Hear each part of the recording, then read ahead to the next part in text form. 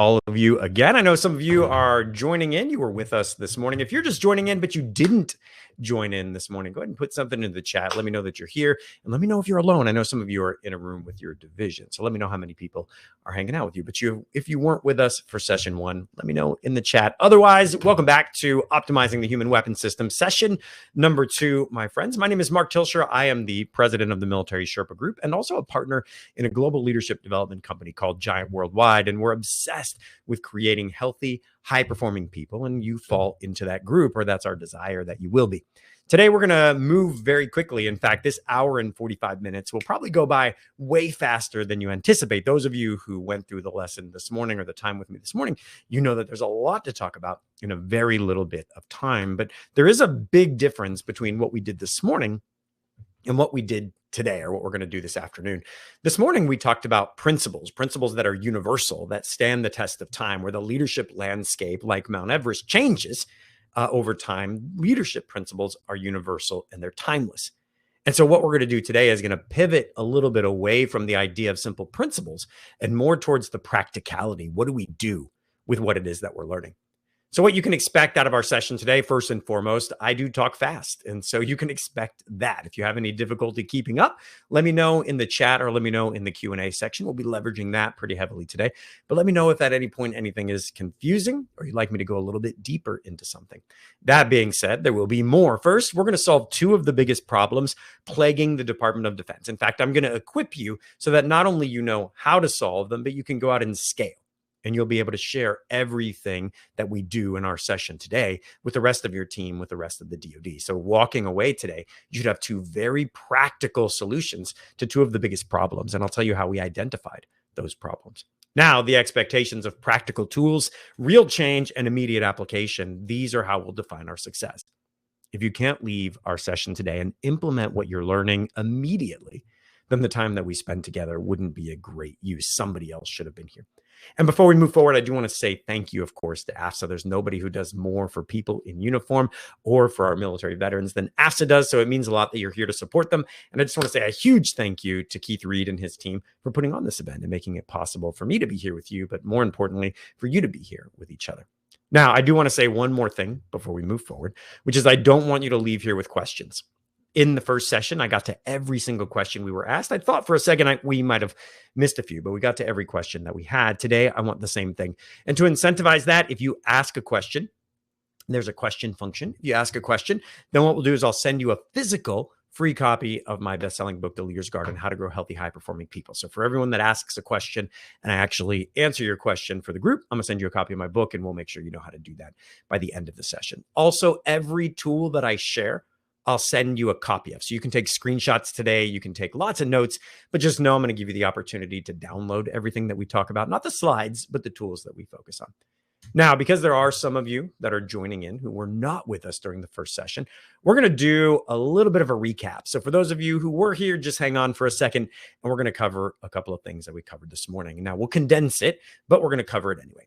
So first and foremost, the premise and why we do what we do starts with the concept that the military is the most stressful job in the country, if not in the world.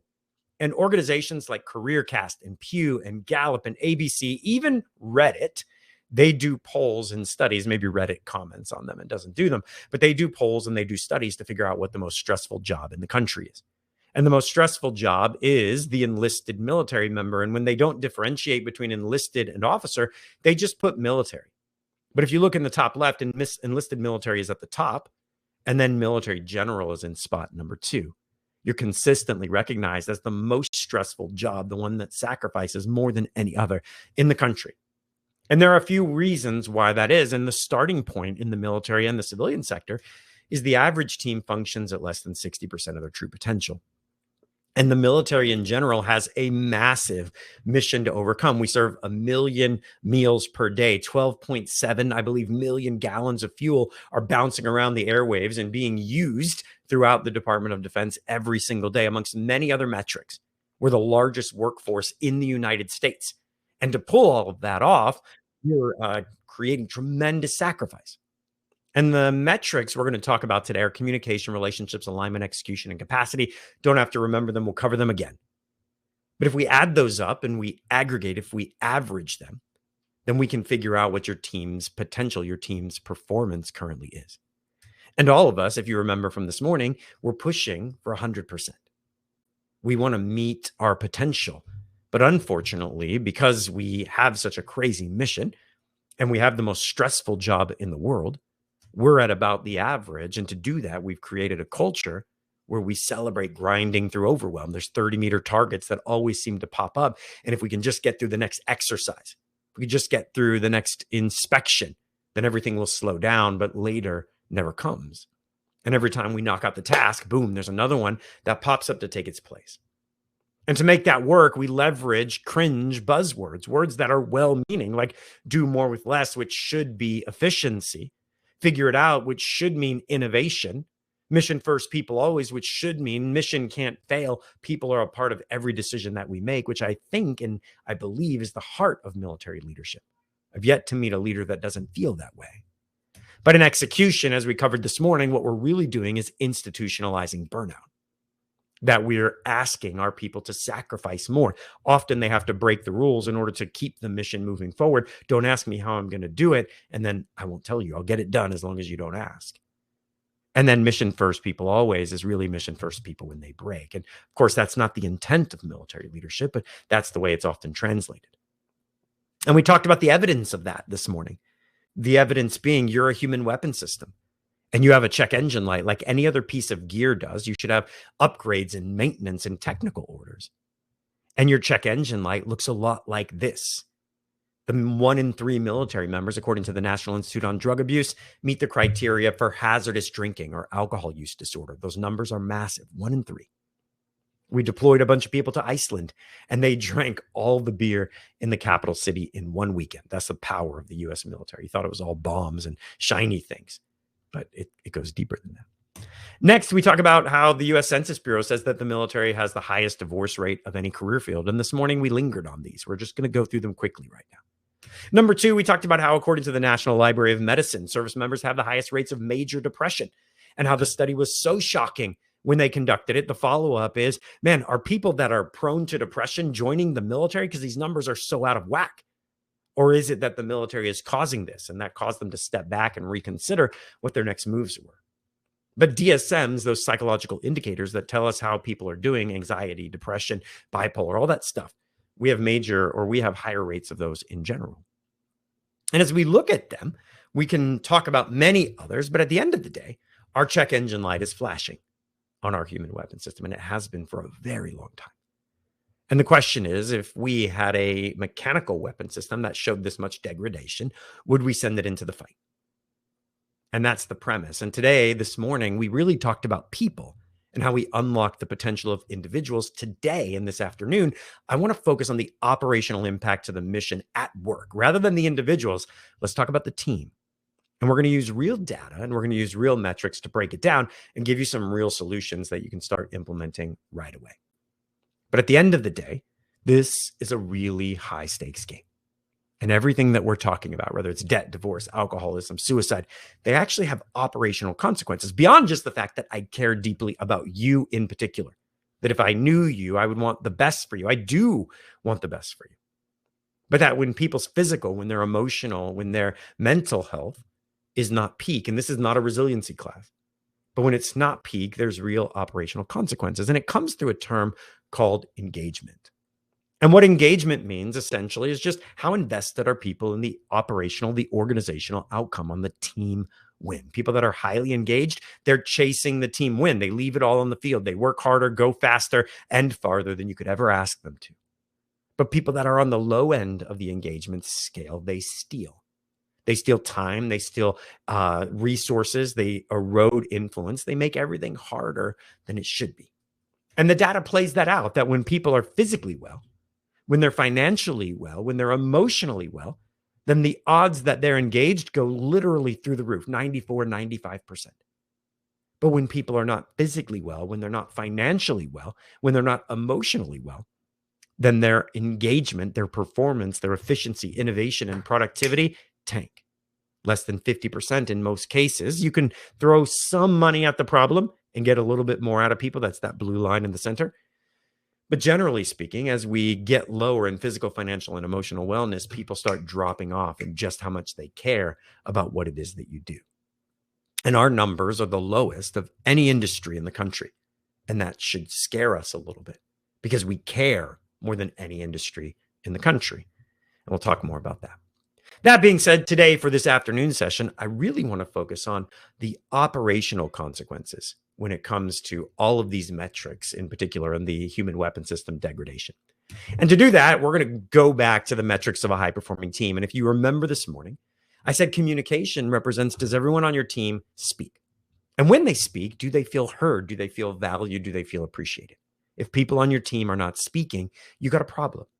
Next, we look at relationships. And relationships, the easiest way to think about this is, do we like each other? What does it feel like if I say, teammates, let's go to lunch? Can we go to lunch on Thursday? Is everybody excited? Are we counting down the minutes until we get to go to lunch together? Or is everybody dreading it? Can we just get appetized? Oh, I got an appointment I forgot about, can't make it. What does that feel like? Do we like spending time together? Next is alignment. And alignment is mission, vision, roles, responsibilities. Team wins. Where do we prize them? Sorry about that. Where do we prize them? Do we prize team wins over individual wins? Or is it just a bunch of individuals working towards a common goal?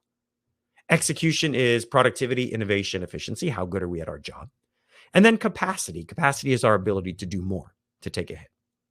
And what we do is we do a team performance assessment. And we measure your team in about 70 to 75 different questions in all of these areas. And we come up with scores for each. And I'll share what that looks like for you in a second. And what we do is then we aggregate that data, we add it up, we average it, and that number in the center really represents your team performance score. And what we do with it next varies from team to team, but at the end of the day, we can get a really clear, a really accurate picture of what the culture is like on your team specifically. And it often ends up looking just like this. Now, earlier, I said that the average team functions at about 67%. That's the civilian sector. The military is actually about 72 to 74%. No matter where I go, no matter what military team, it could be 100 people. They can be from the same work center. They can be from 20 different work centers. The number often comes out to about 72 to 74. So the military is doing a lot better than what a lot of us would think that it would be doing. But as we look at the data, what we'll see is that there are some metrics here, or some bottom 5 scores. The way that the data gets output is we get scores for the overall, which for this one you can see is 74, 72, 75. We get the scores for the overall. Then we get the individual scores for each item. And then we get your top 5 and your bottom 5. And what your top 5 represents are those 5 things that your team is really, really good at. And the bottom 5 scores represent those 5 things that your team really, really sucks at, the things that are holding you back. And what our belief is that if we focus on the bottom 5 scores every quarter, we just pick 1 or 2 items in the bottom 5, and we throw all of our leadership capital, all of our team energy at one of those bottom or 2 of those bottom 5 issues, we can rapidly raise the overall score of our team, because every quarter we're dragging something out of the bottom 5 and improving our overall team performance. And what you find is that when we start collaborating on that process, the performance of our teams just start rising rapidly, because one thing leads to another and there are cascading effects. But what you see when you look at this is that there are going to be some that are always in the bottom 5. It doesn't matter what team we do. It doesn't matter the variety of work center, the career field. It doesn't matter if it's comm, if it's maintenance. There are 2 in particular that are always in the bottom 5.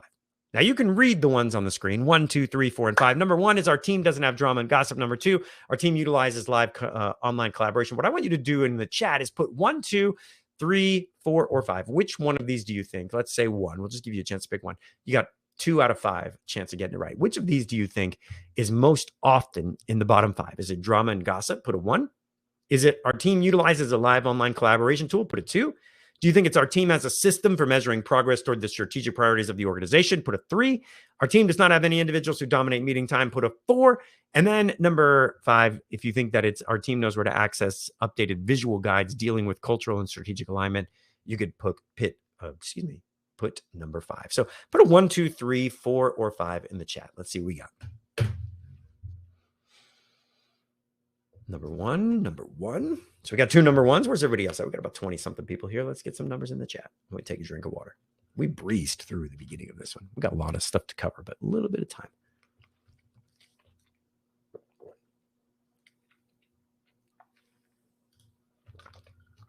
All right, so we got a couple of ones. We're going to move forward. So now we've got 1, 2, 3, 4, 5 of you pick number one. So let's do the grand reveal, my friends. So if we look at the data consistently, regardless of what team we do across the DoD, our team does not have drama and gossip. So surprise, surprise, all of you picked number one. And number one is absolutely the most common, what we believe is the number one issue facing teams globally.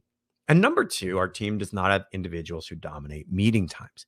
Now, what we're going to do today is that we're going to break these two problems down in real granularity. And I'm going to tell you exactly how to solve them. So when you leave here today, not only will you be able to avoid these issues yourself, but you'll be able to take them back to your team, whether you're in charge, whether you're the person that people typically gossip to, or whether you're the person who's frustrated by everybody around you. We're going to give you the solution to these problems so you can go back to your organization, go back to the DoD, and be a positive force for change. Now, if that sounds good, what I want you to do is practice the reaction. And now it's time to get them emojis. Let's get the emojis going on. Click reactions and let's get a practice going on. So if that sounds exciting to you, there we go. Now we're talking. So I can't see you and I can't hear you. So the emojis are going to how I'm going to know that you're enjoying yourself, that what we're talking about is hitting, and that today's session is worth your time. So as we go through, anytime you feel like dropping an emoji, drop one in there. So thank you guys very much. So let's do it, man. I'm very excited for this. So we're going to start with problem number one. Our team has people that dominate meeting times. Now, this is almost always, if not always, in the bottom 5 issues that every team has. And here's what it looks like. We're going to pick on some people in the group here. So we're going to pick Erica, Cherokee, and Christina. So here we go. We have a meeting. Senior Master Sergeant Cherokee is there. Erica has something to say. She says it. And then Cherokee says something after she does. And then Christina says something. And then Cherokee says something. And Erica says something. And Cherokee, all of a sudden, Cherokee seems to be the dominant voice at the table. And that if I have an idea, he's going to be the first person to respond. That if I have something to say, they're going to be the first person to shut me down. That if there's a new project idea, something comes to the table, Cherokee's going to ultimately end up getting their way because of their assertiveness, because of their ability to command airspace. They end up dominating the direction that we go. And there are many times where you have somebody sitting at the head of the table, but they're not the leader. Because if we look at Phil, he's in the chat, Phil Easton. If we look at Phil Easton, he might be on my team, but he's got a powerful voice. And so if I want something and he doesn't agree, the team is going to end up getting bogged down or beaten down by him. And ultimately, at the end of the day, if he doesn't like it, it's never going to happen. And Phil, of course, that's not the reality, but it could be. And that's happening all over the force. And there are a lot of reasons why this happens, but I want to explain it to you in a way that will hopefully simplify it. And it starts with 2 different words. And if we look at these 2 people, you might have words that you might use to describe them, but the words that we're going to use are assertive and unassertive. And with assertive, what we're going to do is describe it in a few different phrases or ways. And what you find is that a portion of the population naturally veers towards assertiveness. And a portion of the population naturally veers towards unassertiveness. And it just means that that's your wiring. It doesn't mean it's how you're going to show up every day. It doesn't mean that it's going to be how we observe you, but it is your default. And hungry, angry, lonely, tired, or stressed, you're more likely to behave accidentally or immaturely. You'll gravitate back to your default, to your wiring. And assertive people at the table often tend to speak early and often. That when there's a conversation to be had, someone with an assertive nature, they're not going to waste the opportunity to speak. If they have something to say, they're going to say it. They expect you to do the same. If you don't say anything, they're going to assume you have nothing to say. And because of that, they tend to dominate the airtime, especially in a group setting. An assertive person, whether they're right or wrong, they're often very confident in their delivery. And we're going to talk about what that does masking-wise to our biology. But when someone is very confident in the way they speak, we can sometimes confuse that signal. And assertive people are often very good at delivering with confidence, even if they're wrong. Next, they can often be perceived as leaders. Assertiveness and leadership do not always go hand in hand. An unassertive person doesn't necessarily make a bad leader. It's very situational. It depends on the task, and it depends on the challenges before us that will determine what type of leadership personality will serve best there. But an unassertive leader can strive under the right conditions, and an assertive leader will thrive under different conditions. And if we contrast that, an unassertive person is going to be held back. They're going to hold their ideas back until they feel that it's safe to communicate. In fact, if given a choice, they would prefer to listen. An unassertive person is going to process. They're going to hear what's happening at the table and make sure that it's safe, that the gossip or that the, if you will, the conflict is not unhealthy, that it's resolved in a timely manner, and that it's safe for us to argue, or should I say, disagree. But when disagreements feel like arguing, unassertive people hold back. And what can happen is that our unassertive individuals can be very underrated. They can have a deep well of insight, a deep level of skill and knowledge, and be highly competent. But they're underrated because they're not the first person to beat their chest and go, I can do this. When you send out an email and say, hey, teammates, anyone volunteer for this, your unassertive people are not going to be the first people to go, put me in, coach. I've got the skill set, the mindset, the experience to do this. They're going to sit back and they're going to think about it. They're going to wait to see what everybody else does. In fact, they'll rarely interrupt. And because of all of these things, your assertive people often become your go-to people. They're your type A personalities. And your unassertive people often get overlooked. In fact, the data is very clear that assertive people get the promotions, assertive people get the raises because you have not, because you ask not. And because the assertive people ask for it and they raise their hand, they often receive it. And so they make more money, they get more promotions, and they, for sure. So we'll say those two. But here's what I want you to take away from this conversation. There's no correlation necessarily between assertiveness and competence. What assertiveness means is it means volume. How loudly does a person speak? Assertiveness means speed. Do they talk quickly? Do they get their ideas out there? Can somebody else talk over them, volume, or get their words in before them, speed? But also presence. And you know what this feels like. Sometimes you're at a conference table and you challenge someone and they just look at you.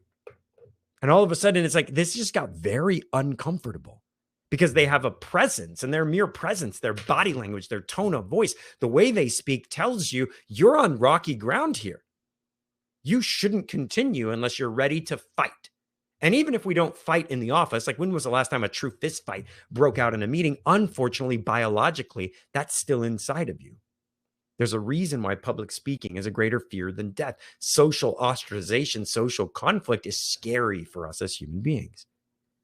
But assertiveness, it doesn't mean assertive people are not competent or that they are competent, but there's not a direct equality and equilibration between assertiveness and accuracy. There's not an equilibration between assertiveness and competence. It doesn't mean, what I mean by that is that assertive people are not more competent. Assertive people are not correct more often. They're not incorrect more often either. It just means that they're not correct more often. And just because someone's assertive doesn't mean their commitment to the team, to the organization, or to the individuals on it is any higher than the unassertive person. But the challenge is that when someone is assertive, it's our human nature to confuse assertiveness with competent. This is how loud became leadership. This is how the loudest person, the loudest idea, the most aggressive person often gets equilibrated with good leadership. If they raise their hand enough, they get recognized more often. And this is not beating up on assertive people by any stretch, because assertive leaders that are for the group are some of the greatest people you will ever follow. An assertive person who takes responsibility for their people, they will have this lion face. It just won't be pointed at you. It'll be pointed outside at the external threats. And there are reasons why we can confuse competence with assertiveness. And there are challenges, and there are a few, and you've probably heard them said before, and you heard me say some today. The first one is that if someone has something to say, they'll say it. It's a common misconception that if someone has something to say, they'll say it. I had something to say, so did I. The quiet person must not, they had the ability to say it. Why didn't they?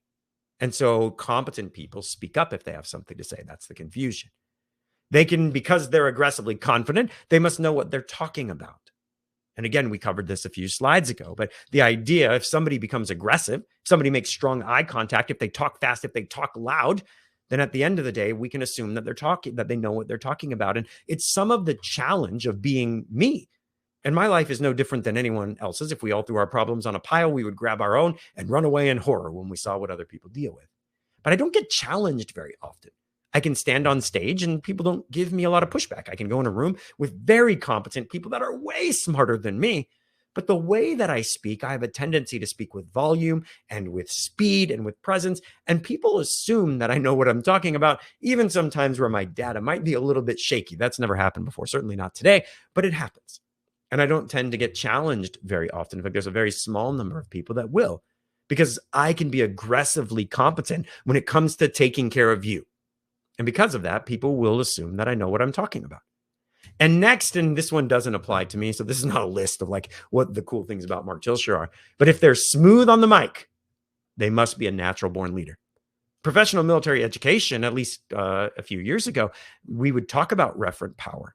And we would say, look, referent power is fine, but we would much prefer you lead with your coercive power. We'd much rather you use your physical powers, the positional powers, rather than your referent power. We don't want you to lead just because people like you. But sometimes if somebody is likable, if somebody is a good person to have around, we enjoy their company, they're good at inspiring people, we assume that they're a good leader, and that simply isn't the case. The leadership landscape is full of quiet, consistent leaders that show up every day and do what's right. It doesn't mean that being smooth on the mic makes you a bad leader. It's a tremendous boon to your journey.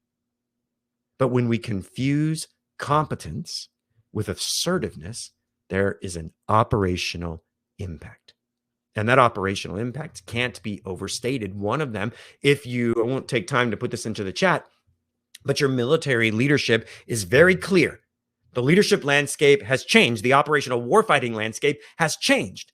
And during my time frame, we could fly anywhere, anytime, drop a bomb down a chimney, and nobody could do anything about it.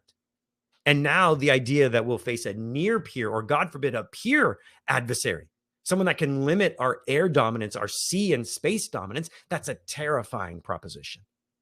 And what military leadership says is hey, our ability to innovate, to outthink our enemy, that's going to be often the predictor in our long-term success. And the challenge is many times our most innovative voices can be our quietest voices. And if we're not careful, what we'll do is we'll allow our assertive voices to drown out those voices who have something to say, something that is potentially life-changing, warfighter-changing, brilliant. So we have to be masters of creating an environment where everyone on the team communication can communicate, where they feel heard, valued, and appreciated, and no one individual gets to dominate the meeting, not even the team leader. And what happens when we're not good at this is we're going to do lots of lists today, team. So what happens when we don't do this well? There's a real operational impact here. And the operational impact first starts with talent attrition. And you see this, and this might happen to you. If you feel like this is you, we're going to use an emoji, and you can just be like, thumbs up. This is me. I'm a quiet high performer, but in the past, or even right now, I've kind of disengaged. There have been times in my career where I just stopped sharing because I didn't think it was worth it. I didn't speak up anymore because it was just hard. I had to fight to be heard, and that's not how it's supposed to be. If you've ever felt that way, I'll put the first one in because I have many times, especially in my military career.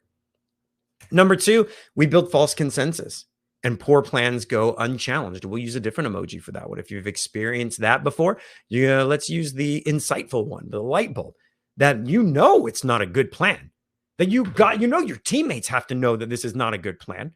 But nobody says anything because it's not worth it. It's going to happen anyway. And so we end up with fading initiative. People don't show up and they don't care anymore. They become transactional. And then finally, last but not least, our leadership blind spots grow. And this has an operational impact, but it also has an impact on your development. Because if Phil, and I'm going to use him because Phil's a member of my team, if Phil is on my team, and over the course of my life, few people have fought for my highest possible good more than he and his wife have. But if Phil is on my team, well, I also have Yolanda, and I have Vaughn, and I have Carlos, and I have Jacqueline, and I have Rob, and I have many, and I'm trying not to not mention anyone, Amanda, and all the others. And I got a team full of people that are all trying to fight for the organization's highest possible good. But if Phil dominates my meetings, then I only hear his perspective. Why does that matter? The higher that you go in any organization, the more you need feedback from people that are willing to be honest with you. And if all you're getting is feedback from one person, your leadership blind spots will grow. And as you go up in an organization, the less you'll see the people that your decisions impact, the less you'll see the people that are executing your thoughts and your ideas. The more you need people around you that are willing to speak and that are willing to share and that are willing to give you ideas that you may not have thought of. Your long-term success, enlisted or officer, will in no small part be predicated by how you cultivate an environment where your team can share with you what they see. Your ability as a tech sergeant or even a staff sergeant to look at your people and dictate solutions is almost 100%. You know just about everything that they do. You could say, move, take over their job and do it well, probably better than them. Then you become a master sergeant and you lead a lot of people. You have no idea what they do or a basic idea of what they do. But if you sat down at their desk and tried to do their job, that would be a bad day for everyone, most importantly, the military, if not you. By the time that you become a senior master sergeant or a chief and you're leading organizations, you're leading squadrons, groups, wings, you know very little of what your people do. And if you don't create a table where your subject matter experts can speak without being shut down by you or anyone else, then the mission will suffer the consequences. All right, teammates, this is a good moment right now for us to take a quick breath. I feel like we raced. That was 30 minutes. Probably should have taken an hour, but that 30 minutes was a lot. Right now, I want you to go into the chat or go into the questions. Sorry, not into the chat. This is a time where you can start to populate your questions. So if there are things that are already popping into your mind, whether they're about situations that you've been through or questions that you want to know, what do we do about this? This is a good time to throw it into the chat. But that's the direction that we're going to go. We've defined the problem really well, or at least, I think that we've defined the problem well. But if you have questions about the problem itself, go ahead and throw them in the chat. I'm going to take a breath. I'm going to take a drink of water really quick and see if anybody has any questions. Don't leave here without questions. And if we use your question, then I'll send you a physical copy of the Leader's Guide on how to grow healthy, high-performing people. Get that in your inbox about sometime next week. So if you have any questions, go right ahead. I'm going to take a drink. If none pop in, we're going to talk about it.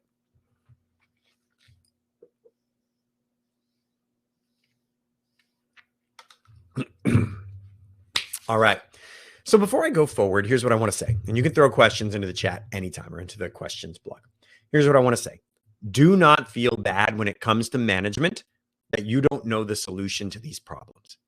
At no point during professional military education is there a focus on how do I run an effective meeting. At least there wasn't when I was in. And to this day, no one's challenging me on that one. So I'm not sure if it exists, but I'd love to know if it does.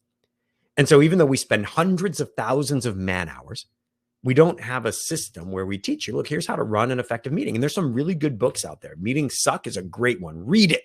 Or Traction, an even better one, Management, a great book to read as well. You should be a master at running meetings because you're going to spend hundreds, if not thousands of man hours over the course of your career running them. So get good at it. Your people will love you if you run a really good meeting.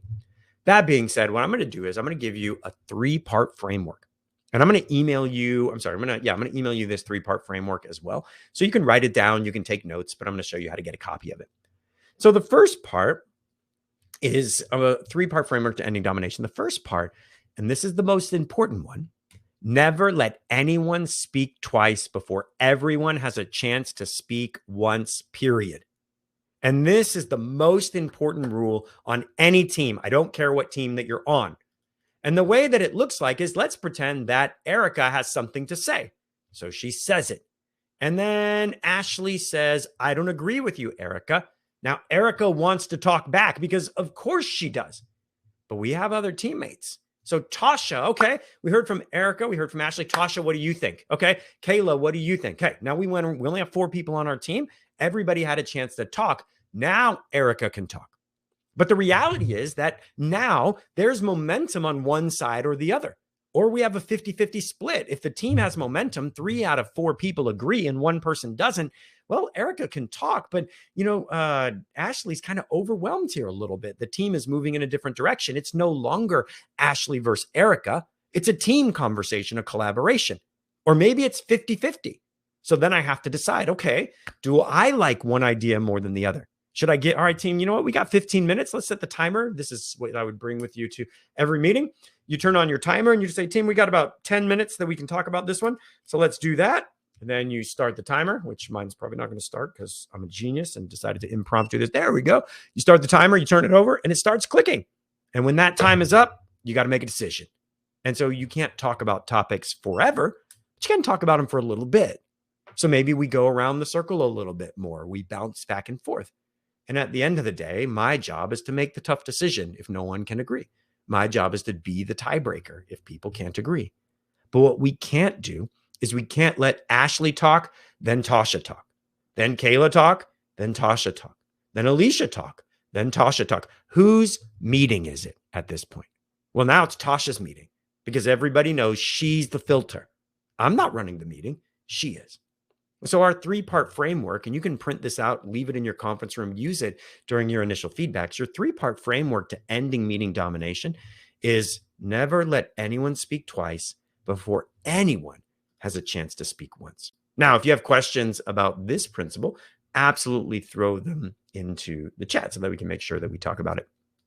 So if you have any questions, and I'll come back to it after we do the next one. I know we have a couple of questions in the chat, so I'll circle back and see if we can answer them before we move forward. That being said, let's go on to principle number 2. This one, it sounds a lot like the first one, but it's a standalone principle.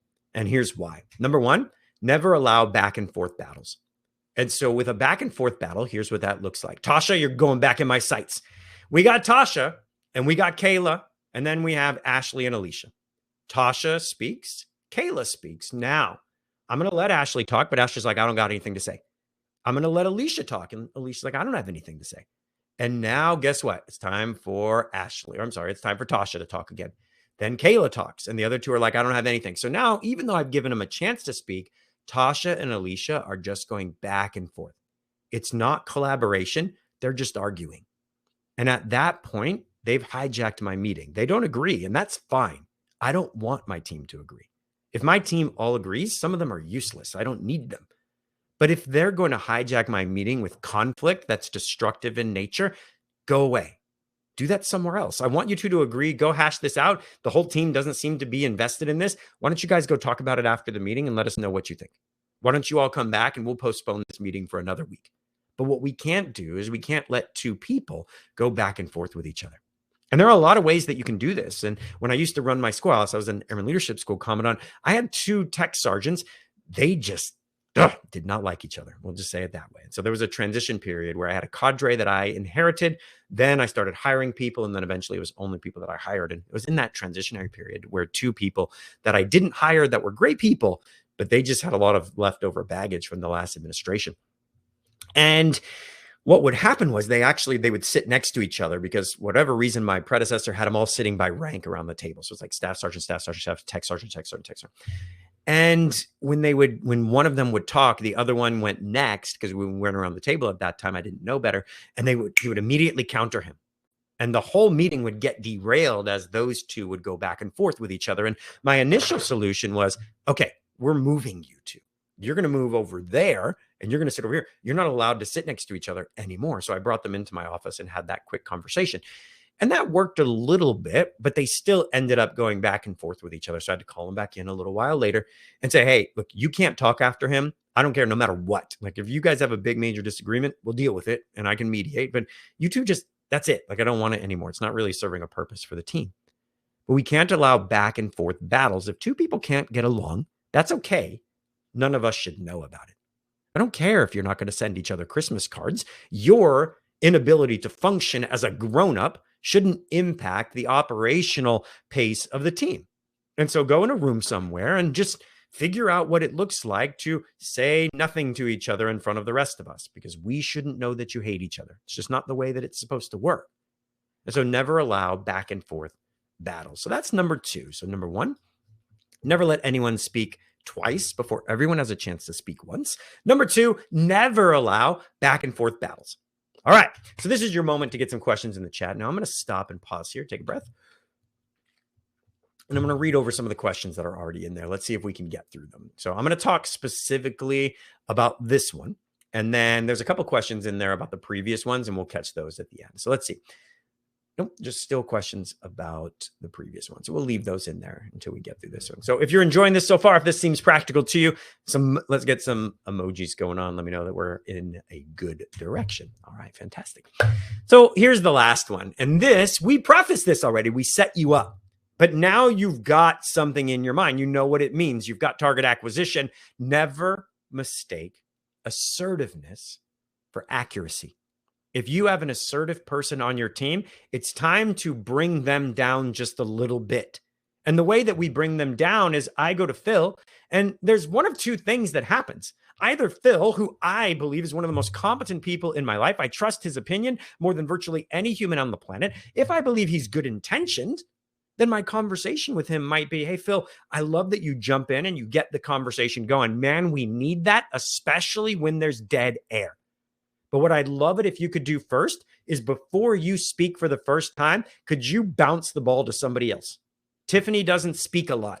Can you just start bouncing the ball and help me bounce the ball around the team? Because you're one of my highest performers, and I don't want you carrying the weight for everything, especially idea generation. And so if you want your workload to go down a little bit, we got to get the rest of the team bought in so that they work harder, because where there's buy-in, there's efficiency and execution. People work harder when they buy into an idea. And if Phil and I are the two people at the meeting making all the decisions, guess what? Nobody else is bought in. So they're not going to give it their all. So if I believe that Phil's intentions are good, great. Well, then let's talk about how we unlock the potential of the team. Phil, I think that you're so assertive and you're so right very often. You're just amazing, Phil, that at the end of the day, other people don't talk. So let's just give them a chance to go first.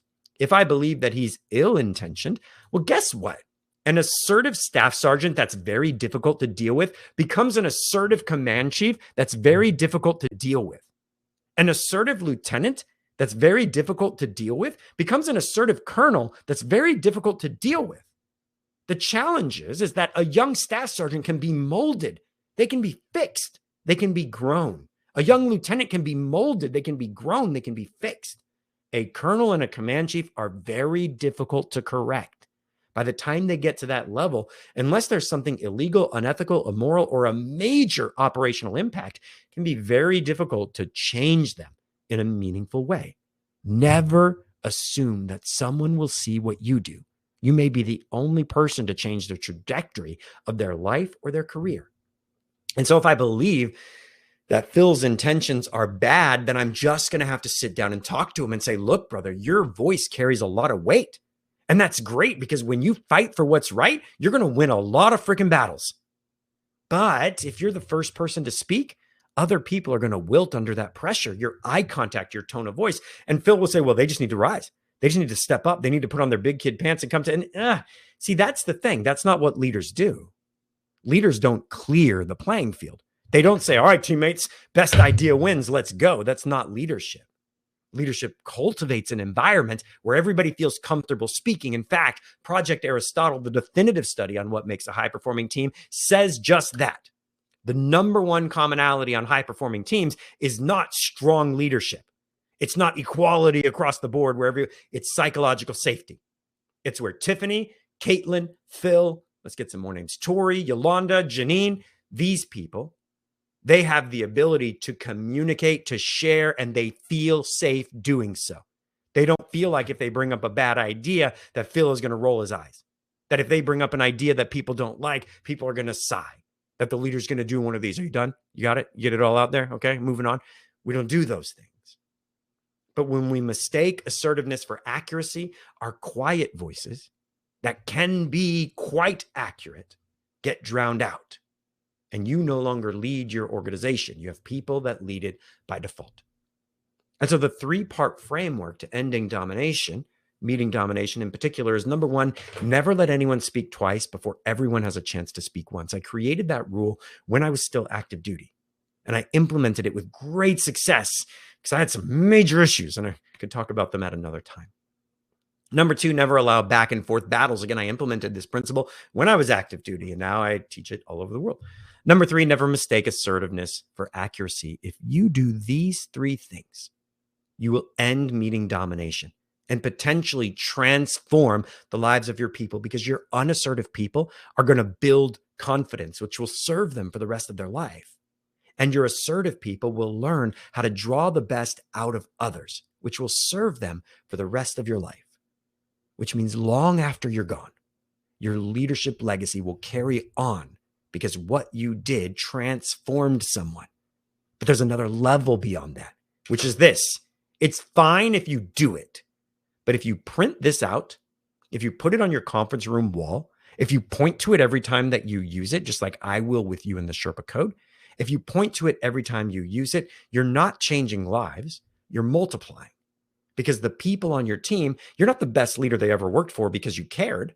You're the best leader they ever worked for because you had a thing that you did and you taught them how to do it. And long after you're gone, they learned what it meant to be in a healthy culture because you showed them how to create that. And there will be leadership DNA that gets passed on intentionally because of what you've done.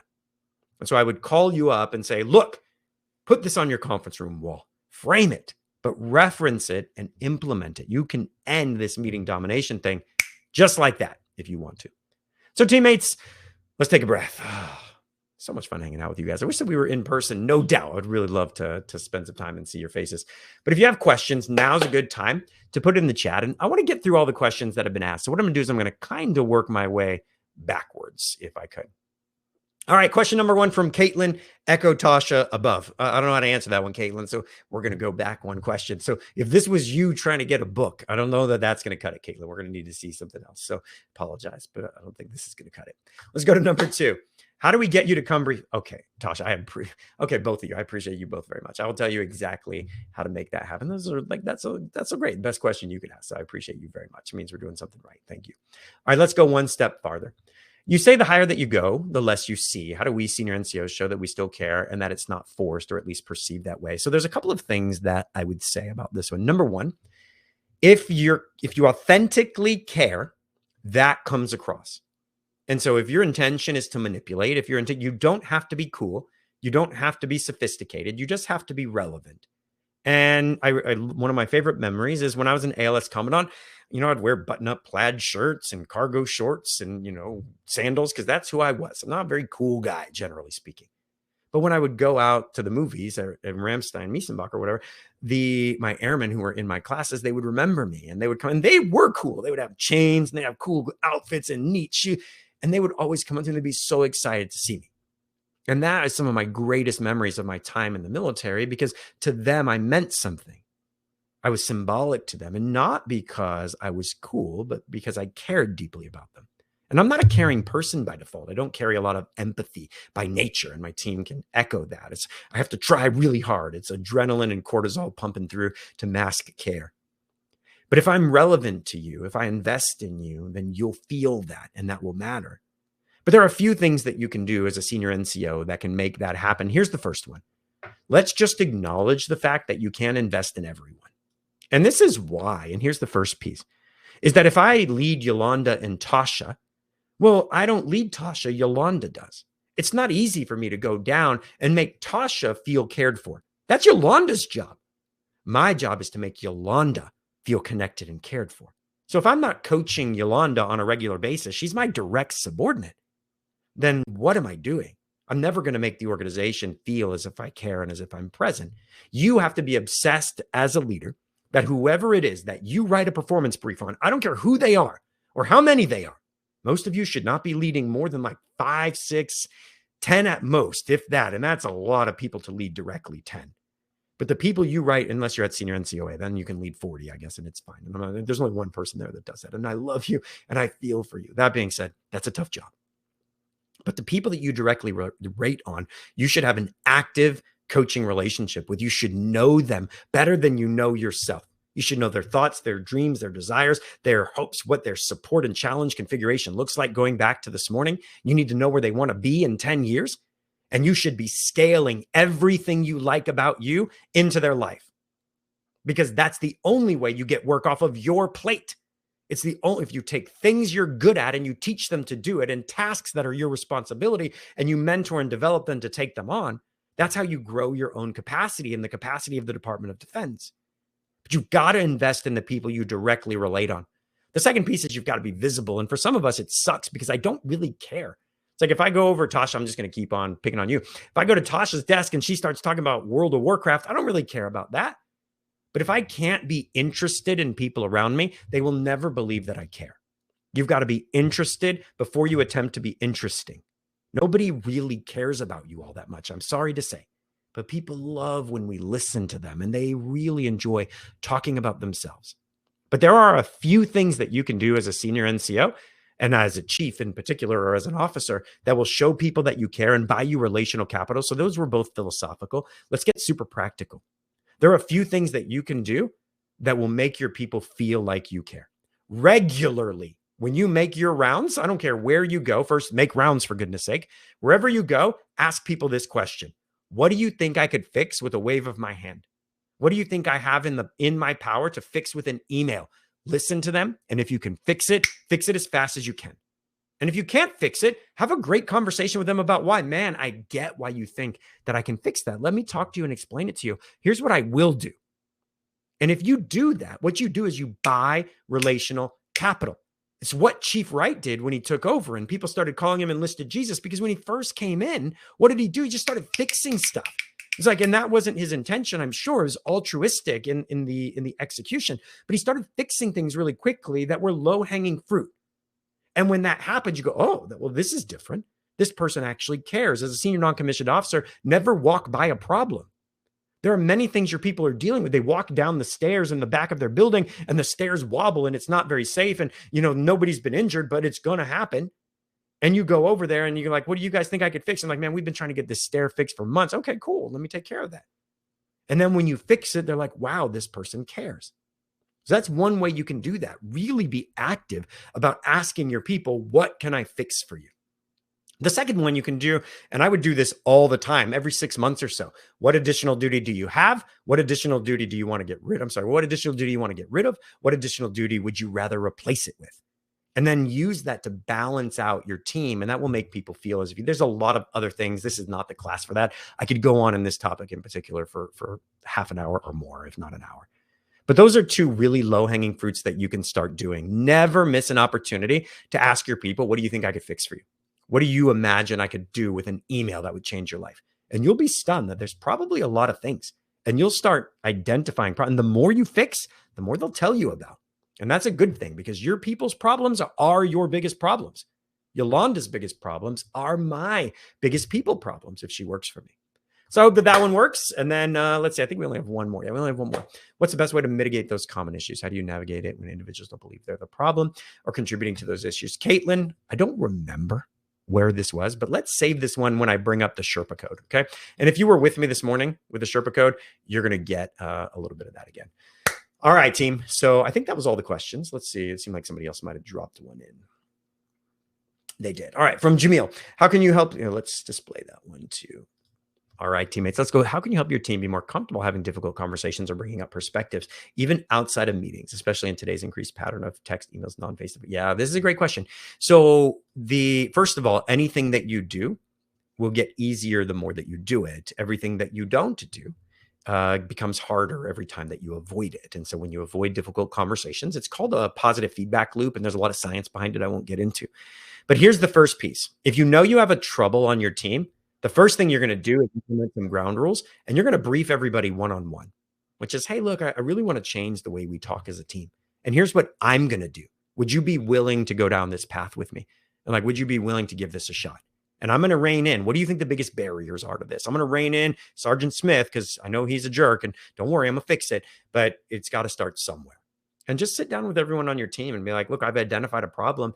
And of course, it's me, because if it's an issue on the team, it's my problem. I created or at least allowed it to continue. And so you're going to have to sit down with your people one-on-one. Then you're going to have to try it with a couple of topics that are maybe not the biggest, most explosive topics, but little bit by little bit. And you may have to sit with your assertive person and go, Phil, I'm trying to do a thing here. Not only do I need you to be my ally in this, but this is actually going to be part of your feedback and part of your performance brief. I need you to be my biggest supporter here. And so you're my loudest voice. So as we go through this, I'm going to need you to be quiet. And I'm going to judge you on how enthusiastically you support me. And we're either going to do this together, or I'm going to make it very difficult for you. And we'll talk about how to do that later. But at the end of the day, I'm not going to allow anyone to threaten what I'm trying to build. So we're going to establish some ground rules. We're going to coax out the people that are struggling, and we're going to force the people that are dominating to get in line. And we have all the coercive power in our corner. If we're positionally in charge, we have positional power. And so with grit and determination and clarity, we can do a lot. And so that's how we're going to start. And so it is difficult, but this unfortunately isn't the class for that. I got a lot of things that I can share with you in that regard, but we'll have to move on. So if you have more questions, as you can see, they're getting answered, and hopefully in a way that that meets your heart. But we do got to move forward. So let me take a deep breath. If you have more questions, let's throw them in the chat. But at the end of the day, here's where we are. Never let anyone speak twice before everyone has a chance to speak once. Never allow back and forth battles, and never mistake assertiveness for accuracy. If you do these three things, you will smash the people in your meetings that dominate those meeting times. So let's do it. All right, team. So we're talking about the team performance assessment, communication, relationships, alignment, execution, and capacity. So we've smashed number one, which is our team does not have individuals that dominate meeting time. Check. You now know how to solve that problem. If you run into issues, I'm going to show you how to get my email address. Any of you can email me at any time. And if you want to get, excuse me, I got the hiccups. If any of you want to get really specific with your world in your life, I'm always happy to give you advice. I don't have a service that I charge for that. I even have a personal coaching group, and you can talk to me about that too, but I don't want to talk about that live here. So let's pivot a little bit, and let's talk about drama and gossip. And drama and gossip are the number one issue in the DoD as far as our team performance assessment goes. But big surprise, they're the number one issue globally when it comes to teams all over the planet. Wherever we do our team performance assessment, drama and gossip rise to the top. And gossip, if we want to define it very loosely, it's just when you have an issue with someone and you talk to anybody else but them. It's when someone has an issue with someone and they come to you instead of going to them directly. And there's reasons why this pattern continues. And there's three in particular that I want to talk about. The first one is that many of us would rather vent than confront. And venting essentially is just me taking all of my steam and transferring that negative energy to you. It's much easier for me to talk to you than it is to talk to them. So that's the first one. We would rather just vent and get it out than deal with the problem. So number two, many of us would rather just absorb than engage. When Yolanda comes and talks to me and she says, oh, Phil's actually her husband. She's like, Phil's so difficult to work with. And for me as a leader, it's a lot easier for me to go, yeah, I know. And it can be challenging. I appreciate you, Yolanda. Thanks for pushing through. I really do. I know you're resilient. It's easier for me to just absorb her negative energy. She wants to vent. It's easier for me to absorb her negative energy than it is for me to engage with Phil and be like, what's going on with you and Yolanda and the challenges that you're facing? So most people would rather vent than confront. The second one is most leaders would rather absorb than engage. And last but not least, many people just don't believe it's worth it to talk. I could go to, let's pick somebody else that I haven't picked on in a while. I could go to Gene, but honestly, is Gene going to change? Is it going to make a difference? Why would I waste my time? Or I could go to Gene, but I know that we're going to get in a fight. It's going to be conflict. Do I really want to deal with conflict?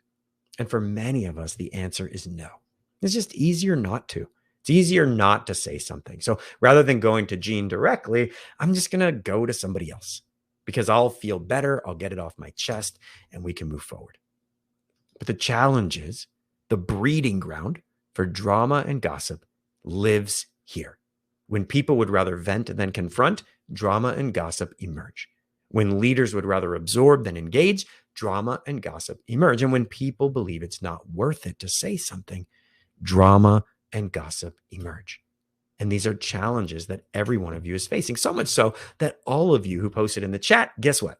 You all said drama and gossip was the number one problem across the DoD. And so as we look at these, it's very important, if this is the number one problem, that you actually know how to solve it.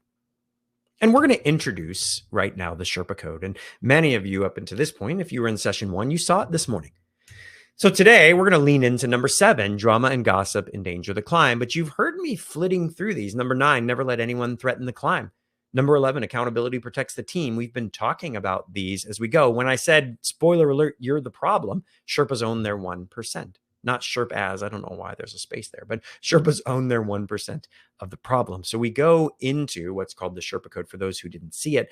This is basically a decision-making guideline for every leadership problem that I've ever encountered.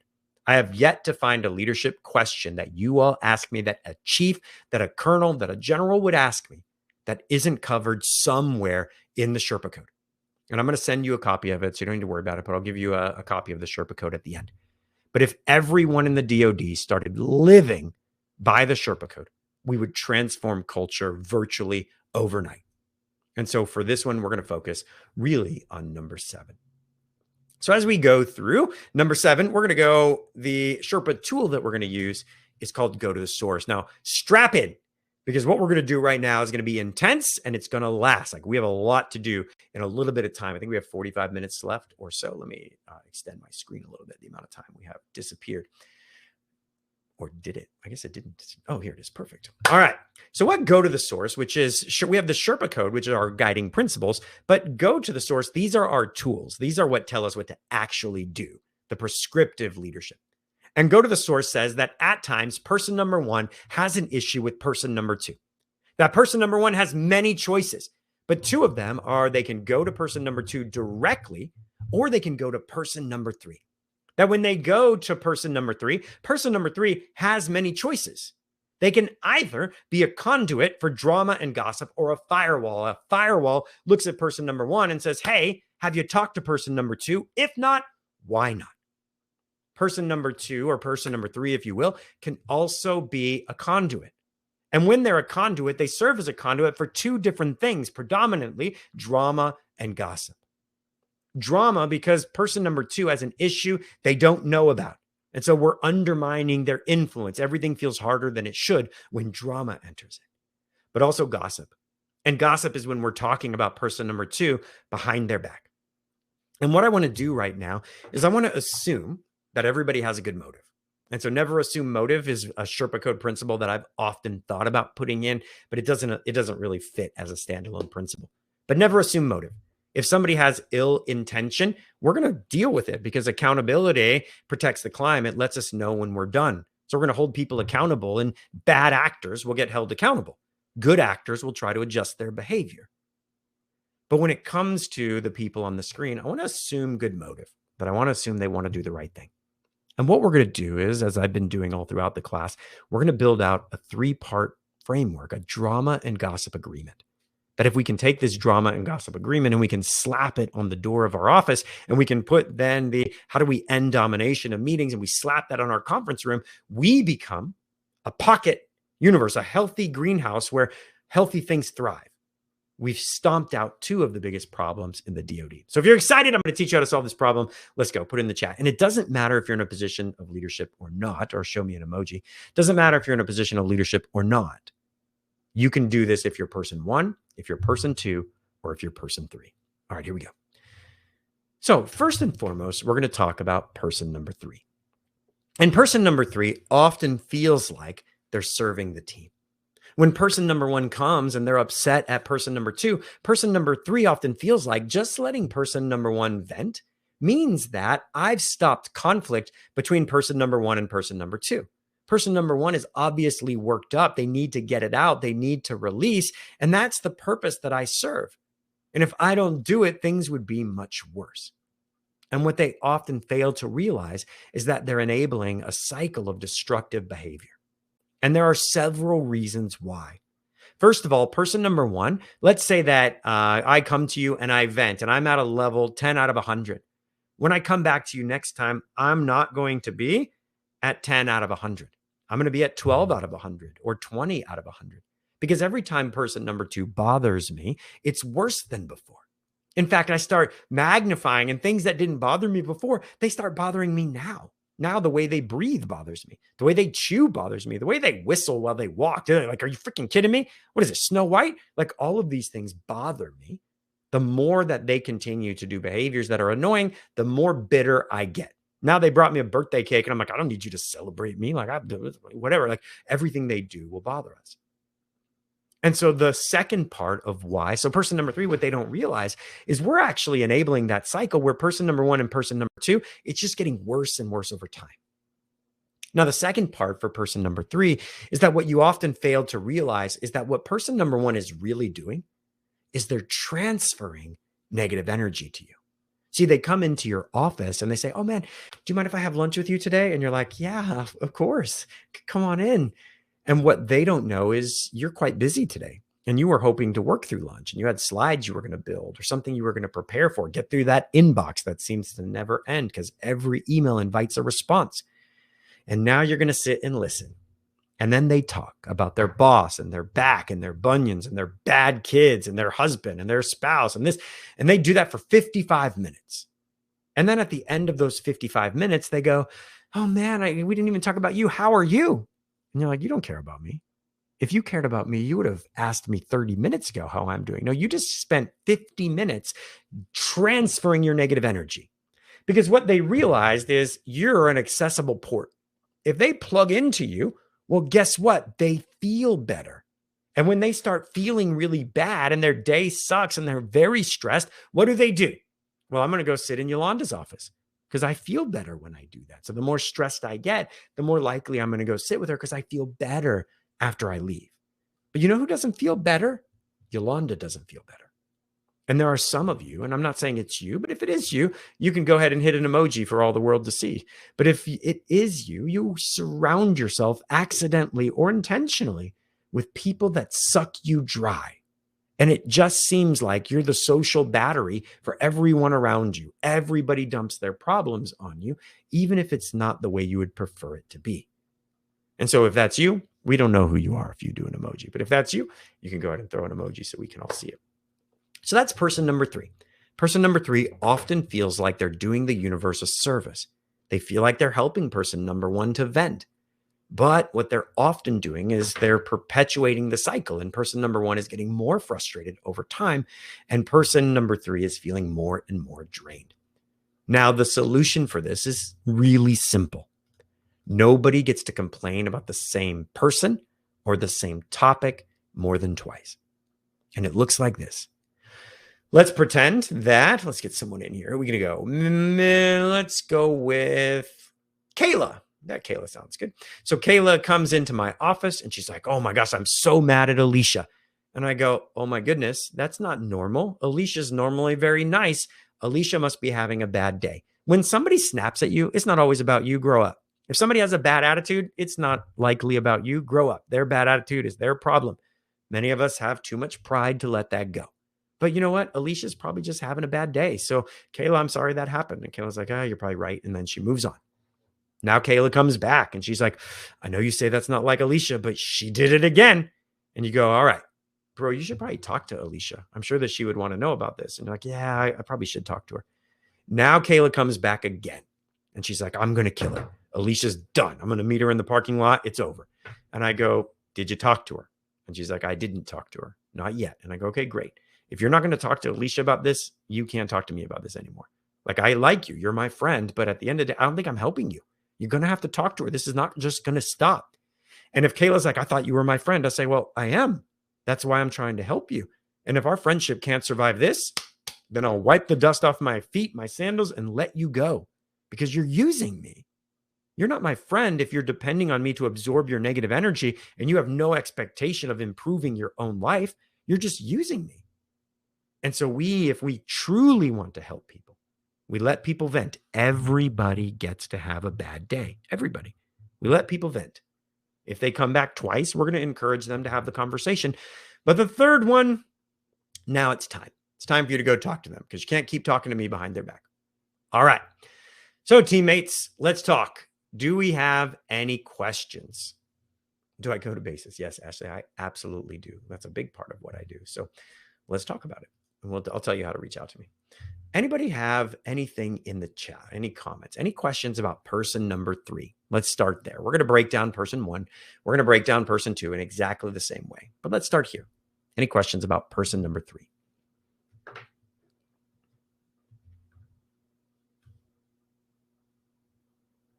Going once, going twice. I'll give you a second to type it.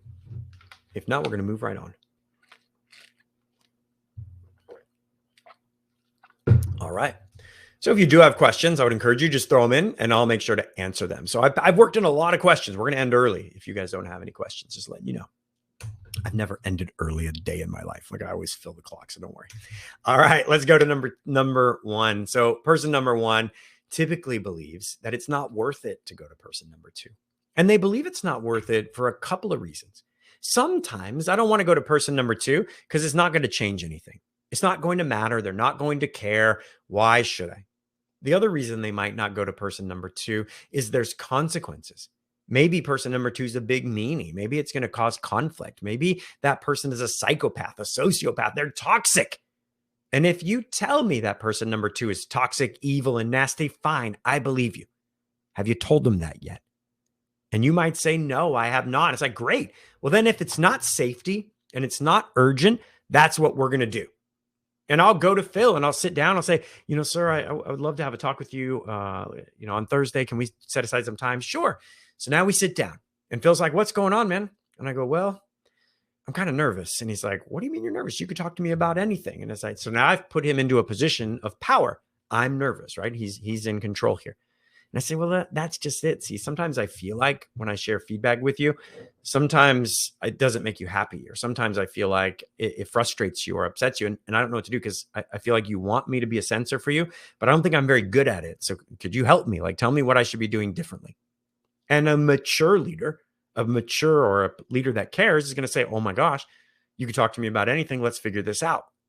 An immature leader is going to go, well, you just need to grow up. I don't know what you're talking about. I only do that because you don't come in here with details. I'm like, okay. Well, if they tell you that they suck, if they tell you they don't want to hear from you, believe them. But give them the opportunity to change before you write them off, before you drama and gossip. And so what we fail to realize often is that venting leads to bitterness. And we need to get better. Earlier, you asked, how do we teach our teams to do this? First, you have to freaking master it yourself. I love difficult conversations. They make my palms sweat just like they make yours sweat. They make my heart race just like they make yours race. They make my chest get tight just like they make your chest get tight. But every future conversation is easier because of the one we just had. Yolanda and I have had difficult conversations. More than once, she's had to tell me, Mark, you suck. I'm like, she didn't say it like that, but that's how I heard it. Like, she's so nice when she tells somebody they're not doing good. Well, obviously it's going to hit like a ton of bricks. But if Yolanda says you're not doing well, if I navigate that well, if she feels heard, valued, and appreciated, she's going to do it again. She'll be a censor for me. And every future conversation will be easier. So leaning into difficult conversations, even when they suck, I love it. But if you can't master it yourself, don't expect they're going to. If you can't kill drama and gossip on your team, don't expect the Air Force is going to make a policy. If you can't create the team of your dreams, don't presume that you know how to be your boss. We can all look up and think about how the Air Force or the Space Force or the DoD could be better, but you've never created a high-performing team where everybody's happy coming to work. So what do you know? Not a lot yet, but you're right where you're supposed to be. Focus on creating a healthy greenhouse where people thrive, and it starts with you learning to go to the source. If you can't do this well, don't expect your team to do it well. Next, people often avoid going to the source. One of two things happens, and it's based on your wiring. This morning, we talked about support challenge. It's based on your support challenge wiring. There's a correlation. So when I tell you I can read your mail, once I start getting little facts about you, it becomes quite easy to predict how you behave. Who's at my door? Someone is at the front door. UPS guy. Well, there you go, AFSA. You got to hear my doorbell go off. Fantastic. I'm a human, just like you. All right. But the first one, people that are high support by nature, they avoid going to the source often until they explode. They might hint at what's bothering them, but often they'll avoid it because it's not worth it. And so they'll put it off until they can't put it off anymore. Folks that are high challenge by nature tend to lean in. They go to the source. They love it. There are some of you who are like, I don't have a problem with this. I'll go right to the source. Great. Do people like you more when it's over? Because that's the question. There are a lot of you who are like, people value me because I tell them what they need to hear. And it's like, some people do. People wired exactly like you. But the majority of the population, regardless of your wiring, is not wired like you. And if we lean in, but we erode our influence, then every future conversation will be more difficult. And if you push that to its natural conclusion, what happens? Your team becomes transactional. People avoid you and they learn to go around you to get what they want without involving you. Leadership blind spots grow. So the rule of thumb for person number 2, if they bother you twice, say something. That's it. If somebody bothers you twice, you're going to have the conversation and get good at doing that because it's going to happen again. You get to vent too. Just don't vent more than twice about the same person or the same issue. All right. Let's talk, friends. If you have questions, it's time to throw them into the chat. I see that there's some chat activity. You can throw. There's two different ways. There's the question. You can also do the chat. I'll check both, but let's go back and see what we got. Ashley, great. Cherokee, what about when you have a group that is gossiping and hanging up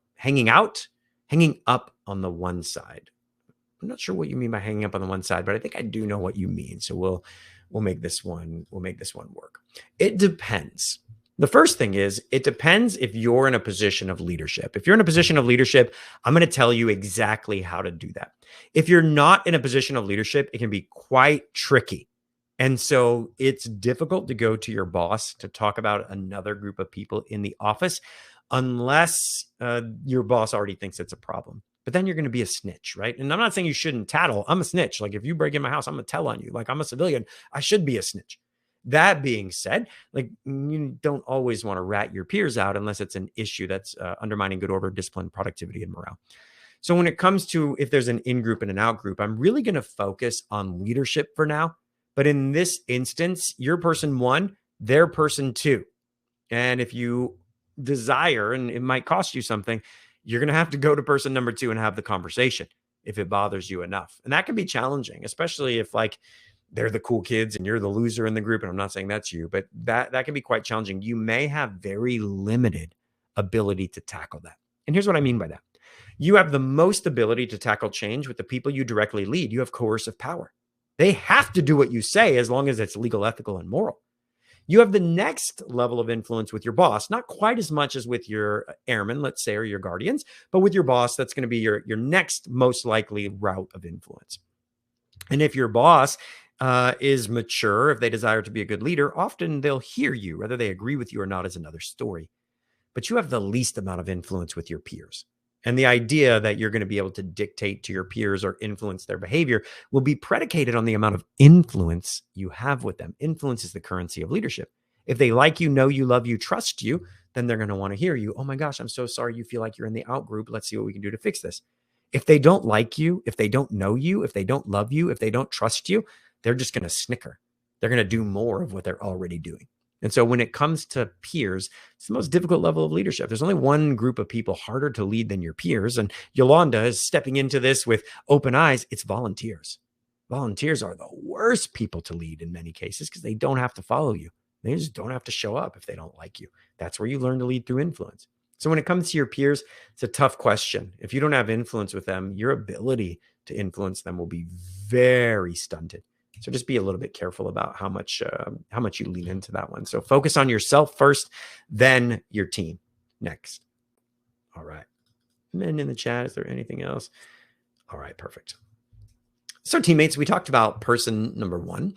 We talked about person number three. Now it's time to go into finally person number two. And person number two often wants feedback. Believe it or not, they usually do. Often the people that are most difficult to give feedback to want direct feedback the most. The challenge is they create barriers to you giving it to them. And so they make it tough. And here's how they make it tough.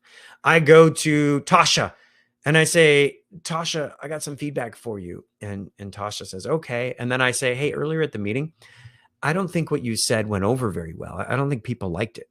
And Tasha says, really? Did anyone say anything? And I go, no, but that's my superpower. Like, I just know it. And Tasha's like, well, if we're going to use opinions, we'll use mine. If we're going to use facts, let's use facts. Anything else? I guess not. Or I say, yes, actually, Yolanda did say something. She came to me and she's really upset with you. She actually went to lunch early so she could process. And she's going to probably talk to you about it later. And Tasha says, oh, you're talking about me behind my back? Why? Why isn't Yolanda in here? You know, I have an open door policy, right? Who else are you talking about me behind my back to? And it's like, I'm trying to help you. I don't know what to say right now. Or Tasha says, well, yeah, of course I said that. I wouldn't have to be that way if y'all didn't do this. Or I only said that because of this. I say this because y'all do that. Or worse, you return fire. I wouldn't do that if you didn't say this. Well, you know what? You're not perfect either. And it's like, you've defended yourself. You've justified your behavior. You have returned fire. What do you want me to do now? Like, what am I supposed to do? You are now telling me that if I want to give you feedback, I've got to put up my dukes and I've got to come in here swinging. And that's really challenging for people to do. Go back to assertive versus unassertive. Assertive people are fine with that. You want to push back? Fine, let's push back. But unassertive people, you're going to lose them. And they're often the quiet people watching. So they're going to see a lot more than you do. People forget they're there. And so they usually want feedback, person number two, but they often forget, or they often, create barriers to communication.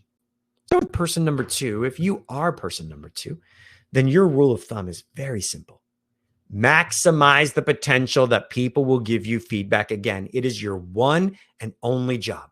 If Yolanda comes in my office and she's like, I got some feedback for you, she should walk out of there and go, man, I am so glad I went and talked to him. And there are many ways that we do that. Number one is, okay, you know what, Yolanda, while you're talking, first, I'm not going to talk unless I have clarifying questions. I really don't understand. Because sometimes we use questions as weapons. Well, what do you mean by that? Yolanda, give me an example. When has that happened? That's, I don't really want to know. She can tell by my tone of voice. She can tell by my eye contact. I'm using that weapon that question as a weapon. Hey, Yolanda, okay, I kind of know what you mean, but do you have an example that would help me understand you better? That hits a lot different than give me an example of that. When's the last time that happened? Like, that's not good. So I have to ask clarifying questions only if I don't understand. Or I look at Yolanda and I want to thank her. Hey, I know that was really hard for you. Like, I know it's not easy to give me feedback. I appreciate that. Make sure that she knows that I know that it wasn't easy for her to come in here. If I don't have an emotional response, let's talk about it. But if I have an emotional response, so you know what? You're giving me a lot to think about. Let me sit on this for a little bit. I want to talk about it, but I don't know if I can talk about it right now. So I'm not sure yet. I got to process. And Yolanda says, no problem. I just wanted you to know. I said, great. Well, you know what? I'll probably follow up with you tomorrow and we'll see how it goes. She said, okay. But when I come to Yolanda tomorrow and I say, hey, yesterday you said a thing and I'm not sure I agree. I know that's not what I meant, but I definitely don't want you to feel that way. Like, what do you think we should do? Let's talk about it. That hits a lot different than if I say the same words today. Because if today she talks and I immediately go, well, that's not what I meant, then she's going to shut down. But if I come back tomorrow and I go, hey, I was thinking about what you said, and that's not what I meant, but I definitely want to make sure you don't feel that, hits very different. And so maximize the potential that people will give you feedback. Again, it is one of the most important leadership principles I can give you. And if, let's say, who do we got? Let's pick somebody out of the chat. Pick a name out of a hat. We lost one. Somebody logged off. Let's pick Caitlin.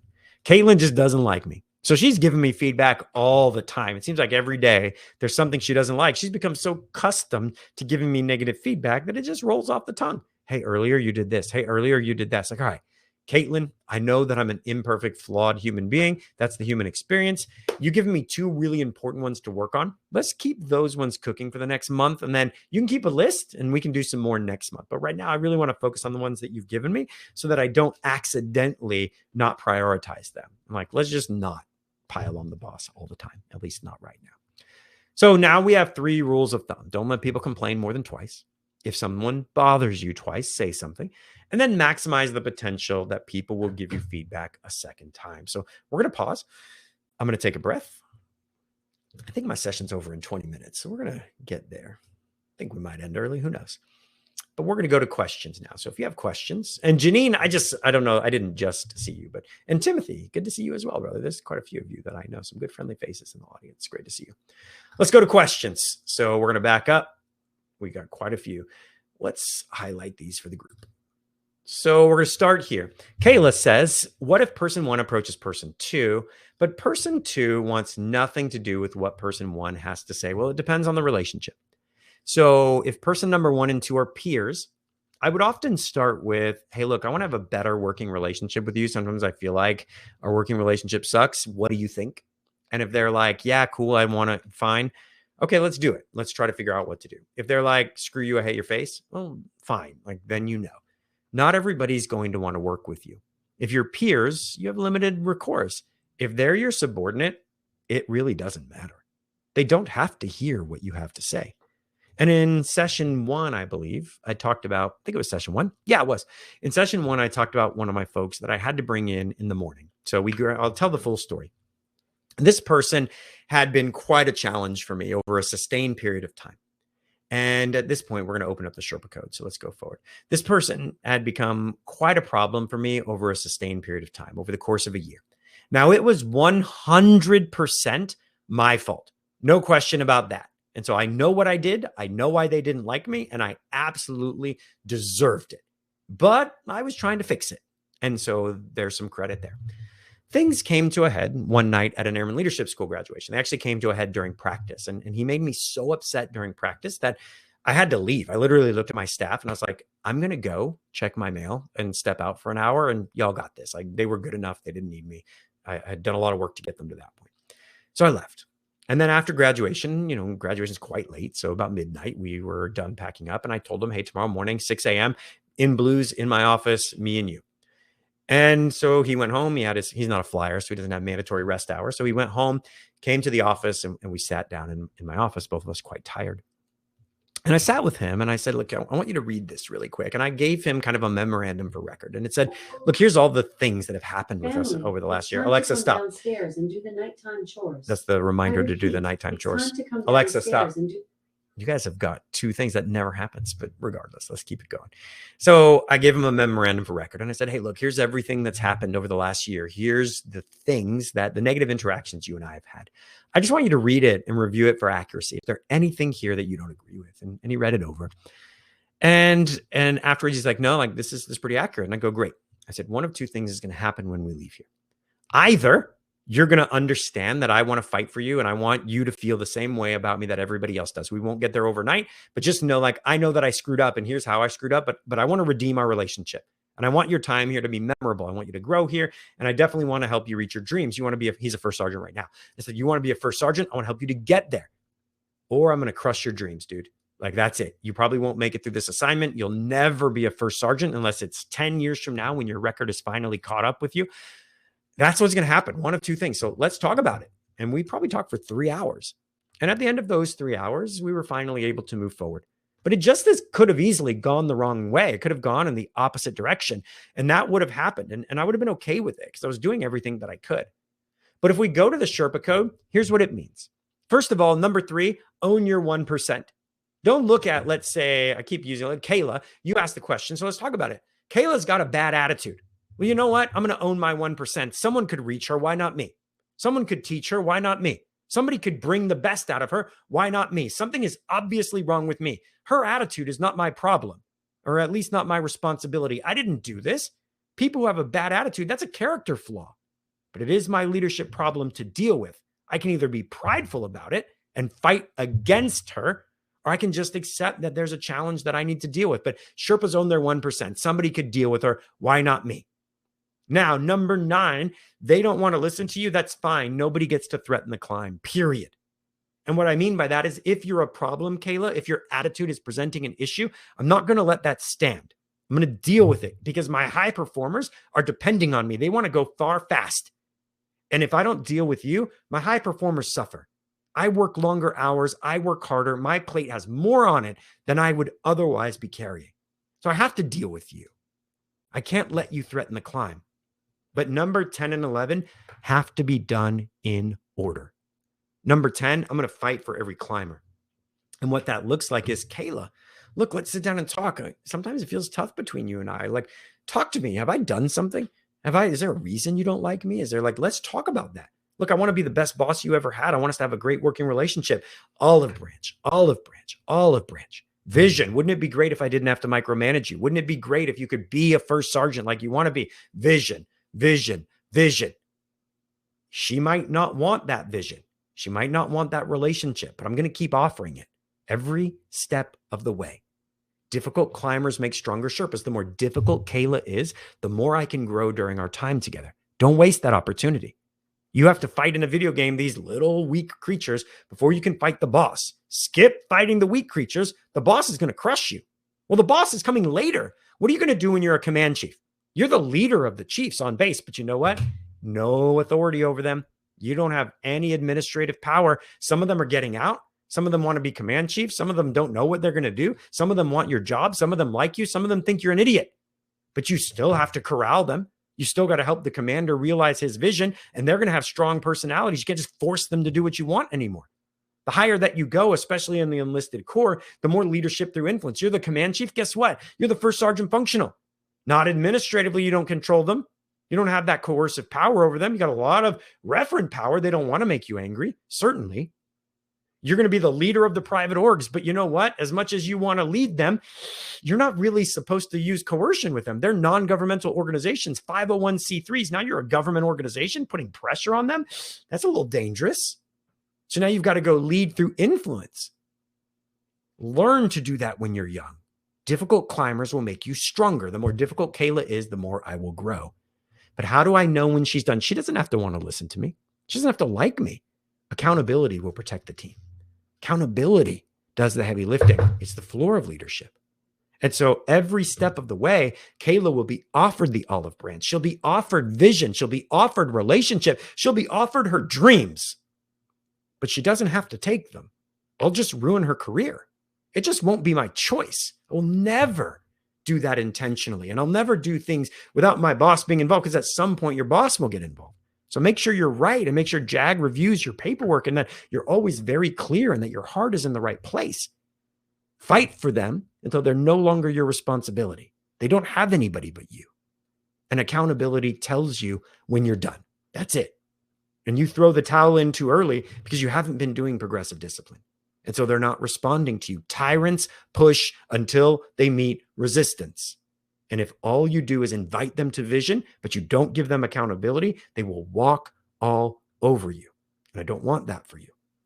And so accountability protects the team and it preserves the mission. If that spoke to you in any way, that's a good moment to throw some emojis in, teammates. And if there's any other questions, let's go back and see where we're at. It's not easy, friends. Leadership is not for the weary, but if you don't want to do it, just get out of the way at the end of the day. Oh, yeah. Okay, I got it. So Cherokee, hopefully I answered your initial question, which really revolved around peer leadership and how difficult that could be. But if you're in a position of power, just do it. And at the end of the day, that's it. Like you just have to do it, unfortunately. And I can walk with you. Email me, call me, and I can walk with you if you're dealing with a particularly sensitive topic. And I've done that with many people, of course, since I retired. I don't charge you for that service. Let's just jam. All right. Well, team, we got about 10 minutes left. I thought we were going to end like early. See, I told you that, but there's no universe where that's going to happen. All right, team, this is what I want you to frame. I'm going to send you a copy of this so you can get it very easily. This is the team drama and gossip agreement. When I first got Go to the Source in my arsenal, I printed it. I put it on the door of my Airman Leadership School Commandant office. And anybody who came to my door knew, because I taught it to my team, exactly what I was going to say to them. I printed tools everywhere. Number one, as you know, if something bothers you twice, you got to say something. Person number two, don't allow people to come to you and complain twice about the same person or the same issue. Finally, when receiving feedback, maximize the potential that they will come back and do it again. All right. Team, if you have questions, now's the time to get them in the chat. But I do want to cover what if they resist me. And I've been talking about that, but let's just really put words to it. The elephant in the room. That's why this is here. It's like, why is this resistance? Because there's an elephant in the room. What if they don't like me? What if they don't do it? So let's talk about it. And this will go kind of quick. Number one, never let people threaten what you're trying to build. It's like I built slides that were based on what I was going to say. Look at that. The next one is you have allies that are waiting to help you. And here's what I mean by that. Let's pretend that Erica, Cherokee, Jamil, and Jean, we're all on a team together. All right. Erica and Cherokee hate drama and gossip. They think it belongs in middle school and they get very frustrated by it. Jamil is on the fence, doesn't really care, ignores it. And Jean and Ashley, they love to do drama and gossip. I come in, I teach my team the tool, and I say, team, we're going to start treating drama and gossip like disciplinary tools. And one of our rules is, hey, we're not going to talk about people that aren't in the room negatively. That's it. And my team says, okay, no problem. Now here's what's going to happen. Erica and Cherokee are like, thank God, I'm so tired of this. I've been waiting for you to, they're not going to say it out loud, but they're going to think it. I've been waiting for you to say something, to step up and freaking lead. You've been leading a team of children. Why have you waited so long? They're not going to say that, but they're going to be happy. So now Jean is at lunch and Ashley's in the work center. And Ashley's like, oh my gosh, can you believe Jean, what she said earlier? And Cherokee's like, I'm sorry. Did you not hear Sergeant Tilsher? Jean's not here. Like, let's wait till she gets back to talk about her. And Ashley's like, are you serious? And Jean's like, yeah. And Erica's like, yeah, of course we're serious. Like, what are you doing? And now Jean can't talk, or Ashley can't talk bad about Jean anymore. And that's it. Now she might still talk bad about Jean, just not here. We don't have to listen to it. And I can't propose to stop people from drama and gossiping. It seems to be part of our human nature, but I can stop them from doing it here. And that's the power you have. You have allies that are waiting to help you. Your high performers will step up and do the heavy lifting, but they need your teeth. Because the question that Kayla asked earlier, which is, how do I stop this? I think it was Kayla. Let's go back and see. How do I stop this if people are ganging up on other people? You might not be able to because you don't have teeth, but I do. And so if I come down and I enter or I create a coercive consequence, well, now all of a sudden there's teeth involved. And that changes the equation dramatically if I'm willing to follow through. And last but not least, drama and gossip undermine good order and discipline. Treat them that way. If there's drama and gossip in your organization, set a very clear standard. We don't talk negatively about people who are not here, and enforce it. Issue paperwork, progressive discipline. Just don't do so without running it by JAG, as you should with all of your paperwork. Just let them leverage it, give them your evidence, and let them tell you if the evidence supports your decision. But once JAG says, yeah, this makes sense, you're good to go, if everything you've given us is true, do it. Hold people accountable to destroying your work center. They're threatening what you're trying to build. So teammates, that's it. Use the full weight of your positional power. Never let anyone threaten what you're trying to build. You have allies that are waiting to help, and drama and gossip undermine good order and discipline. Treat them that way. All right. Teammates, anything in the chat? I was not here for the first session. Oh, yep. Go down. Anything in the chat or anything that you want to ask questions? Now's a good time to get them into the questions. How do you combat apathy? Well, there are two things with apathy. So unfortunately, again, it comes down to peers versus leadership. When it comes to leadership, you combat apathy primarily through three things. Number one, clear expectations. Not everybody has to care, but they do have to meet the minimum standards. Don't believe that you can make everyone excellent. You can't. I will try. I will extend the olive branch. I'll do everything in my power. Some people have destroyed the dopamine center of their brain. They have. I mean, and some of you, it might be you. You've played so many video games or engaged in so much pornography that the dopamine center of your brain no longer rewards you for being productive. The purpose of the dopamine center of your brain is to get you to keep doing hard stuff. But then we doom scroll or we do video games, we do pornography, and the dopamine center of our brain is wiped out. Now we don't have any ambition. We don't get rewarded for a job well done. We just go through the motions. These are societal issues, and you have very little ability to fix them. But you can do something about it. So here's the first thing that you can do. Number one, extremely clear expectations. You have to tell people what you need, when you need it, what the minimum viable product looks like if you want them to get it done. Not your high performers, by the way, but your low performers in particular. So hold them accountable. Give them clear expectations. Number two, micro suspenses trump micromanagement. Hey, I want to see the rough draft on the first. I want to see the outline on the first, the rough draft on the 5th. I want to see the final product on the 15th. And then, we're going to build micro suspenses into the project. And then last but not least, absolutely ruthless accountability. Ruthless accountability, floor to leadership. So if you don't implement ruthless accountability, why should people care? People shouldn't care if you're not going to hold them accountable to their actions. If the only thing that happens is you're disappointed in them, but you don't have influence over them, that's not going to do it. If you built up a relationship with your team where your disappointment is scarier for them than consequence, well, great. You'll know that to be true. But if people aren't showing up, ruthless accountability, very clear expectations, micro suspenses, and following the Sherpa code are your answers. That's how we do it. That's how we combat apathy. Clear expectations, firm accountability. Make it so painful for them that they have to show up and perform. And then we expand their capacity through training and development, through vision, and always reaching out to lift them up and hope that they respond well. But if they're at the accountable level of leadership, treat them that way, not in a mean way. Just treat them that way. All right.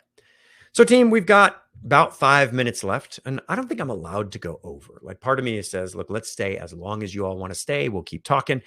I don't think that's possible. That's what I usually do when I do online stuff, but I don't think we have the ability to do that. So today, team, the Sherpa Code is our 12-part framework. I have not met a leadership problem that cannot be solved with the Sherpa Code. Not yet. I'm waiting to get stumped, but it's all here. It's a 12-part framework to live, love, and lead. If you follow the Sherpa Code, if it becomes reflexive decision-making for you, every problem falls into place. It's not tactical in the sense that it tells you exactly what to do. Drama and gossip and danger to climb doesn't tell you what to do. The Sherpa tools do. Go to the source tells you what to do for number 7 and number 8. Feedback is a gift. Well, maximize the potential that people will give you more of it. And so for you, just understand that I'm going to send you the Sherpa code. I'm going to send you a 12-part podcast series on it. This is what I want. I want every member of the DoD to have a freaking Sherpa code t-shirt that they wear when they do PT. I want every member of the DoD to have a Sherpa code poster that they hang on their wall or in their conference room, that we scale this. It's what was missing for me when I was in, so I made it. And I hope that you see the utility in it as we go through. But we're going to have to wrap it up. And I had a lot of material just in case. I thought we were going to go a half hour long. I thought we were or a half hour shorter. But right now, we need to talk about what's next. We will have a little bit of time to answer some questions. And so if you have any, throw them in, but get them in quick because we're going to run out. But here's what's next for you. First and foremost, I want to send you all the tools from session 1 and session 2. So go to the source and everything else that we've talked about. I want to send you these so that you have them and you can use them, so that you can reference them. So that's the first thing that I want to send you. I want to send you all the tools. The second thing is the Sherpa code is our guiding set of principles. Well, there are 12 Sherpa code principles and there are 12 months. Every month we do a Sherpa code month. And so we do what's called leadership at altitude. Surprise, surprise. A lot of you said, man, I want people to hear what you just did. We're doing Go to the Source at the next Leadership at Altitude on August 5th at 15:30. So if today you were like, man, I know people that should be here. Well, guess what? August 5th, they can hear everything you just heard, just the way that you heard it. The only difference is it's interactive. We can see each other. We use cameras and small groups, and we have conversations, which is really nice compared to this, where all I've got is emojis and y'all are stingy with them. So I don't know very often if I'm doing a good job till a smiley face pops up. It's like, okay, they're listening. They're out there. That being said, this month, August 5th, we're actually going to be doing Go to the Source. So everything that you just heard, you can hear it again. My heart with leadership at altitude is you get your entire division in a room together, that you get your team in a room together. You use it like a lunch and learn for professional development. Every single month, y'all can come together and spend some time internalizing and learning the Sherpa code principles and how to implement them. Next, so we got leadership at altitude. We've got the different tools I'm going to send you. I want to send you a free copy of my book, the digital version. For those of you who answered in the chat or who I asked your questions, I'm going to show you, send me an email at mark@marktilsher.com, identify yourselves, and it's the honor system. And I'll send you a signed copy of my book. But for the rest of you, it's an Amazon bestseller.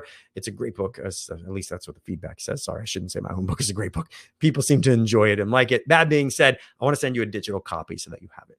If you are a division rep, then I want to give you free seats in our Military Sherpa Coaching Certification Program. It's where we teach you to implement the Sherpa code as a train the trainer, but also we teach you how to coach using the 5 voices framework. And so you'll really enjoy yourself. So we want you to go and join the coaching program, and we give out free seats to the division leads of our AFSA chapters. And so come on, let's do it. All you've got to do is, I'll show you how in a second. Last but not least, I want to send you a podcast series. Right now, I'm doing a podcast series on each episode of the Sherpa Code. And so you can go out there and you can listen to each episode and kind of get a deeper knowledge into each of them than what I was able to give you here. So to recap, I'm going to give you every tool that I shared today, I will send you. Leadership at Altitude, we're going to send that one to you, the invite to that, so that you can join or invite your team, invite your division, invite your unit, invite your family. I'm going to send you the ebook for my bestseller, The Leader's Garden, How to Grow Healthy, High-Performing People.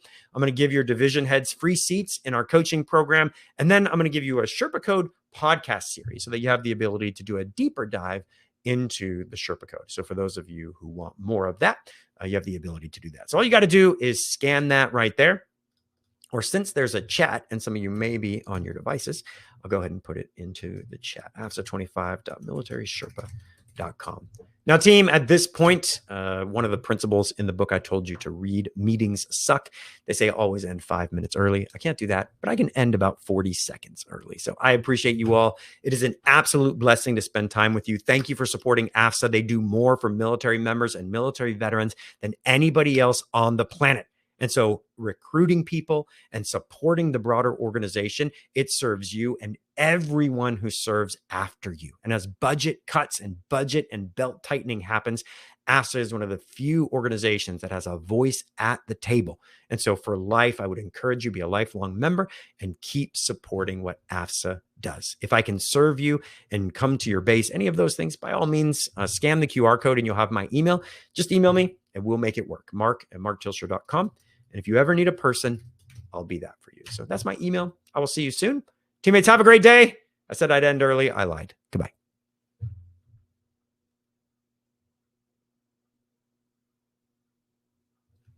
I'll leave this up until for a few minutes.